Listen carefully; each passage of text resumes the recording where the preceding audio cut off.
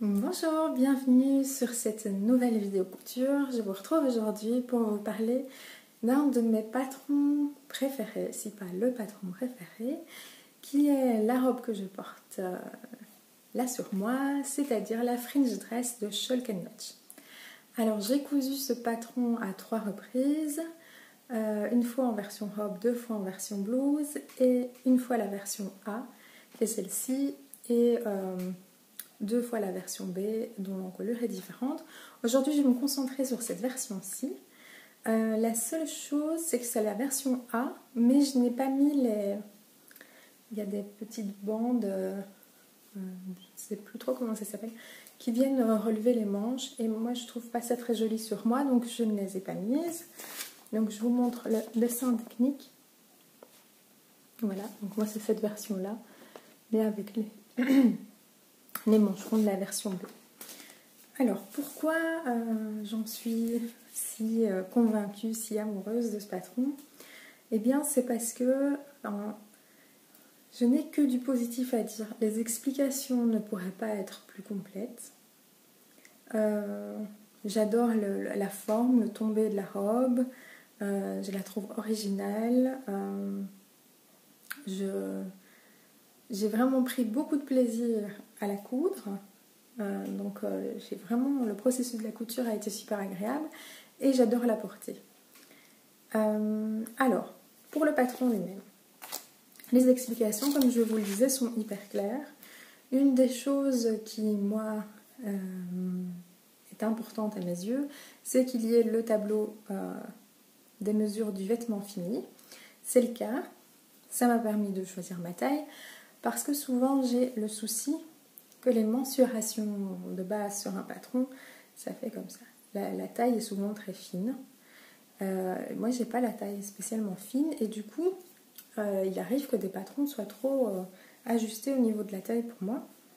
Et avoir les mesures du vêtement fini, ben, ça me permet de voir si oui ou non ça ira. Donc ici, j'ai cousu une taille 10 et j'en suis très contente. C'est très confortable, c'est très agréable. Les marges de couture sont comprises, les schémas sont hyper clairs, mais vraiment hyper clairs. Alors ici c'est en petit parce que j'ai imprimé 2 pages sur une, mais normalement c'est plus grand. Enfin, on peut l'imprimer en plus grand si on le souhaite. Et il y a un niveau de finition qui est assez exceptionnel, que j'ai rarement vu sur d'autres patrons. Par exemple, je vais vous montrer ici, est-ce que je sais vous montrer pour la version A, parce que je vous parlerai de la version B un autre jour, mais les parmentures,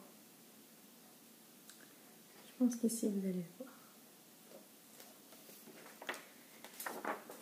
En fait, les parmentures, normalement, on fait un rentré sur le bord. C'est-à-dire que moi, je ne l'ai pas fait parce que je trouve déjà le niveau de finition assez extra. Mais donc, vous voyez ici les parmentures, moi j'ai surjeté et puis je suis venue surpiquer ici.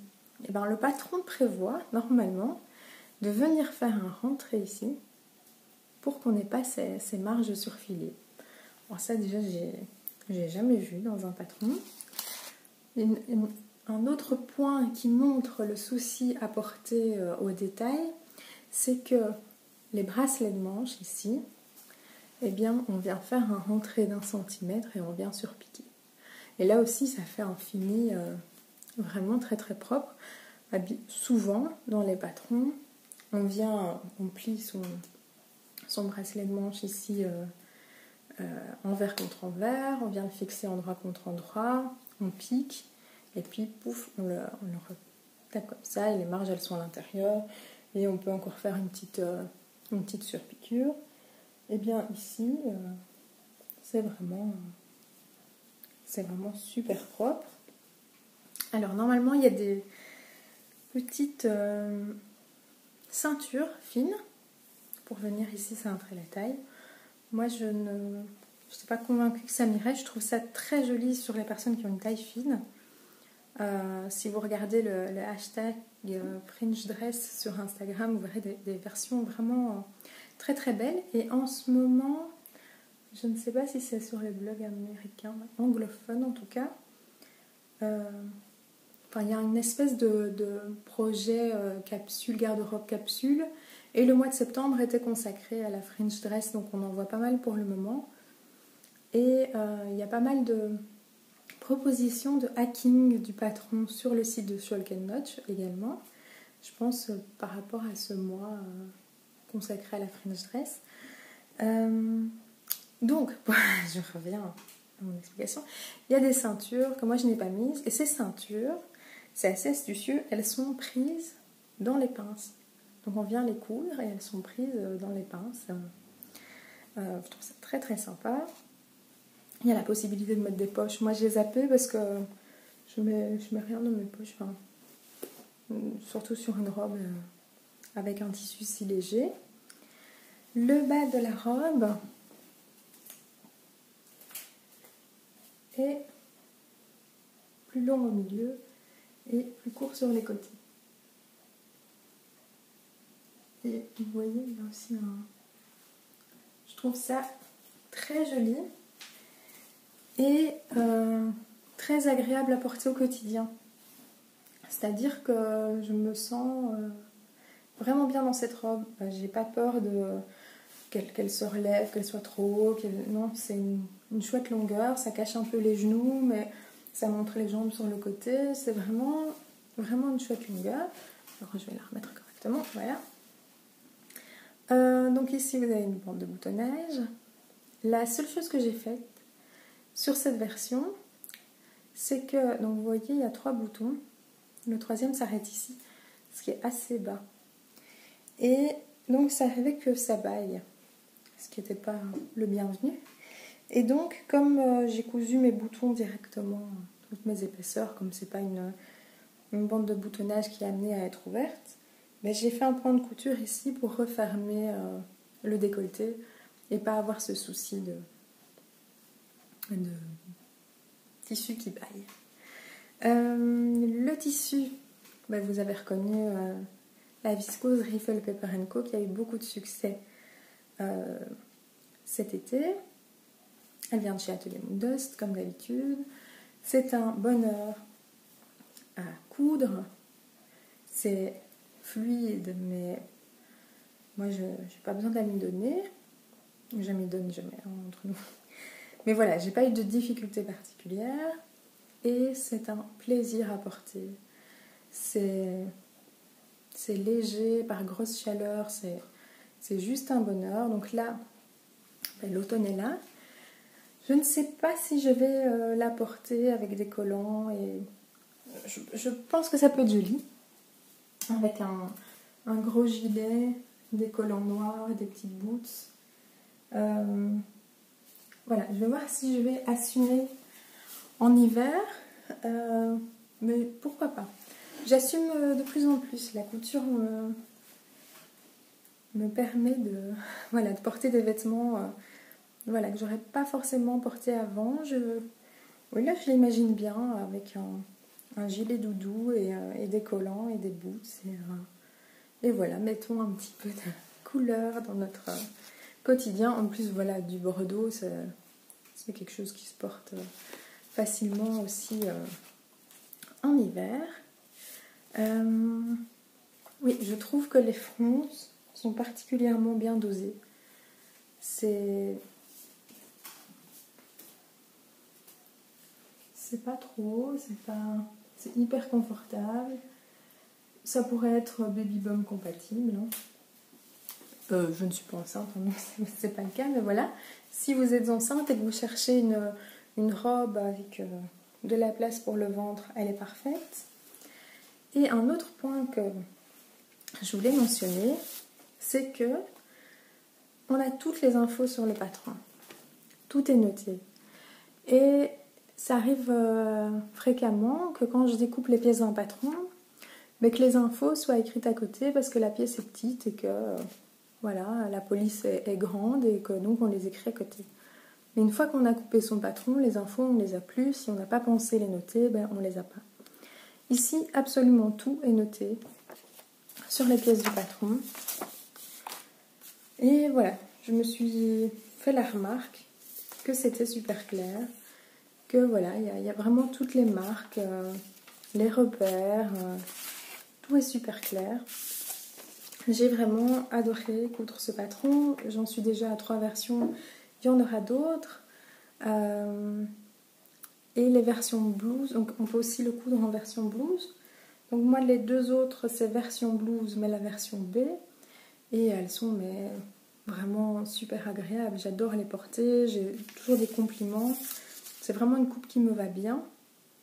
Donc les 2 autres sont dans un tissu qui est moins fluide et ça donne tout aussi bien. Le niveau du patron c'est un niveau intermédiaire, je suis assez d'accord. Il faut juste savoir que comme le niveau de finition est élevé, eh bien, ça prend un petit peu de temps. Et voilà, si on veut faire un travail soigné, ça prendra un petit peu plus de temps. Mais vraiment, les finitions sont tellement jolies que ça vaut la peine voilà, de s'arrêter un peu, de prendre son temps. Voilà. Donc vraiment, quand j'ai cousu ce patron, j'ai vraiment été de surprise en surprise. C'était vraiment super agréable. Et alors, donc il y a même les pièces.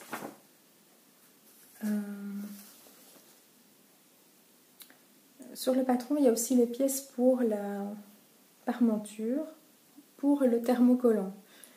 Et moi, je pensais avoir compris que... Attendez, je vais vérifier en live. 7. Ouais. En fait, moi, je les ai pas coupés parce que je couds directement. En fait, les pièces qui doivent être thermocollées, je les découpe et en fait, après, je viens les épingler sur mon thermocollant et je coupe mon thermocollant et puis je les thermocolle. Et ici, les pièces sont en fait proposées avec la marge de couture en moins.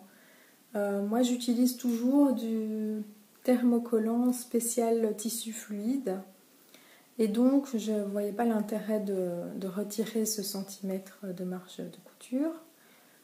Parce que voilà, c'est pas vraiment hyper épais. Mais c'est vrai que si vous utilisez un thermocollant un peu plus épais, ça vaut peut-être la peine d'enlever ce centimètre sur votre thermocollant. Et donc, ça, le patron le propose aussi. Mais voilà, moi je vous dis, ça peut aussi faciliter. Et c'est peut-être pour ça aussi que moi j'en ai pas vu l'intérêt. Et comme on fait un rentré normalement d'1 centimètre vers l'intérieur, c'est vrai que si c'est thermocollé, s'il y a du thermocollant et cette épaisseur en plus, ça créerait une surépaisseur. Donc, si vous faites cette finition avec le rentré sur le bord des marges de couture, ça vaut peut-être la peine de couper votre thermocollant plus petit, donc aux dimensions proposées par le patron. C'est peut-être pas très clair si vous n'avez pas vu le patron, mais voilà, si vous le cousez, vous comprendrez ce que je veux dire.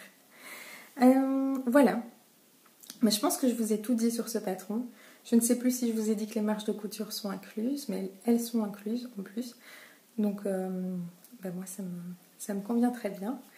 Je vous montrerai prochainement les autres versions que j'ai cousues. Il y en a une que j'ai déjà publiée il y a quelques mois sur Instagram qui est dans le fameux seersucker lurex des coupons de Saint-Pierre. Et j'en ai cousu une autre dont je vous parlerai prochainement. J'ai pas encore publié de photo, mais elle est là devant moi en fait. C'est même pour ça que vous me voyez jeter des coups d'œil. Elle est sur mon mannequin et elle est vraiment belle. J'ai vraiment hâte de vous la montrer. Voilà, donc prochain projet couture, c'est toujours mon Kelly Anorak. Alors l'état d'avancement, c'est que j'ai découpé toutes mes pièces, marqué tous mes repères, fait mes petits crans, ciseaux, j'ai fait avec du fil à bâti, j'ai marqué l'emplacement de mes poches, etc. Donc tout ce travail-là est fait. Ça m'a pris 3 heures, 3 bonnes heures, mais c'est fait.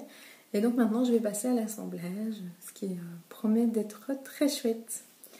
Donc voilà, je pars pas plus loin dans les projets couture parce que j'ai vraiment envie de me concentrer sur celui-là. Il fait vraiment mauvais ici en Belgique et donc c'est vraiment le moment d'avoir cet anorak. Donc ouais, j'espère vous le montrer très prochainement. Je vous dis à très bientôt. Merci d'être toujours présent et à la prochaine. Salut!